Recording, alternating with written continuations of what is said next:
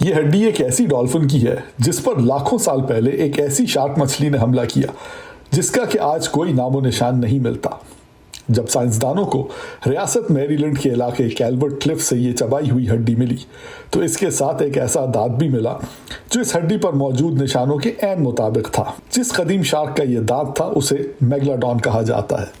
जब पीटर बेंचले ने अपनी मशहूर नॉवल जॉज लिखी तो उसमें 25 फुट की ग्रेट वाइट शार्क से सारी दुनिया को डराया, लेकिन मेरे पीछे जो शार्क है ये 15 मिलियन साल पहले समंदरों में हुआ करती थी और ये है मेगलाडॉन, और ये पीटर बेंचले की शार्क से कहीं ज़्यादा बड़ी और कहीं ज़्यादा हैबतनाक है। कैल्वर्ट मरीन म्यूजियम में रखे हुए इस ढांचे में इसके दांतों के अलावा तमाम चीज़ें मसनूई हैं, लेकिन इससे इस कदीम दौर की शार्क के साइज का ज़रूर अंदाज़ा लगाया जा सकता है। क्योंकि हमारे पास ज़्यादातर इनके दांत मौजूद हैं और हमें मालूम है कि ये रीढ़ की हड्डी वाला जानवर है, इस वजह से बाकी ढांचा हम ग्रेट वाइट शार्क के अंदाज में बना लेते हैं क्योंकि वो आज की तमाम शार्कों में इससे करीब तर है।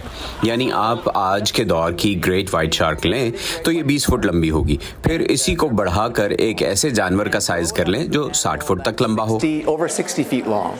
जदीद तहकीक ये बताती है कि बहुत मुमकिन है कि मेगलाडॉन को ख़त्म करने की जिम्मेदार इससे कहीं ज़्यादा छोटी ग्रेट वाइट शार्क हो। मगर सवाल ये पैदा होता है कि कैसी शार्क, जो बहुत मुमकिन है कि मेगलाडॉन की अपनी खुराक रही हो, वो उसे ख़त्म कैसे कर सकती है। ये दोनों शार्क्स व्हेल और डॉल्फिन या सील जैसे ममालिया जानवरों को खाया करती थी। इस वजह से इन दोनों के दरमियान खुराक के लिए मुकाबला हुआ करता था। ग्रेट वाइट इसके मुकाबले में छोटी थी तो उसे इतनी खुराक की ज़रूरत नहीं हुआ करती थी, यानी छोटा होना ही जिंदा रहने के लिए उनको मेगलाडॉन पर बर्तरी दे गया।